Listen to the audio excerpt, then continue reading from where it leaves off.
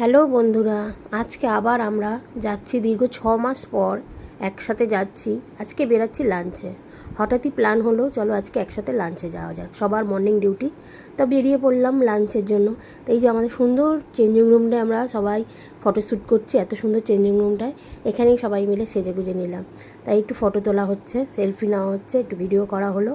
তাই এবার আমরা দৌড়ে গিয়ে বাসে উঠে পড়লাম। বাসটা দেখলাম পুরো ফাঁকা, এটা আর মিস করলাম না, দৌড়ে গিয়ে বাসে উঠে পড়লাম, কারণ এই বাসটা টানা যাবে আর কোথাও ব্রেক হবে না। তা বাসে উঠে হাসাহাসি করে বাস থেকে নেমেই দেখছি ফুচকার দোকান। আমি আর মৌসুমি লোভ সামলাতে পারলাম না, আমরা খেয়ে ফেললাম ফুচকা। ওরা কেউ খেলো না, ওরা আইসক্রিম খেলো। তারপর আমরা লেকে গেলাম লেক মলে। মলে গিয়ে ভেবেছিলাম শুধু এসি ঠান্ডা হাওয়া খাবো, কিন্তু ওরা কিছু লজ্জার খাতিরে ওরা কিছু কেনাকাটি করলো, আমরা কিছু কেনাকাটি করলাম না। একজন অশ্লীলতা বলার জন্য জামা কিনলো, একজন নিজের জন্য সারা জিনিস কিনলো। কেনাকাটি করে আমরা রেস্টুরেন্টে পৌঁছে গেলাম, গিয়ে অর্ডার দিয়ে দিলাম।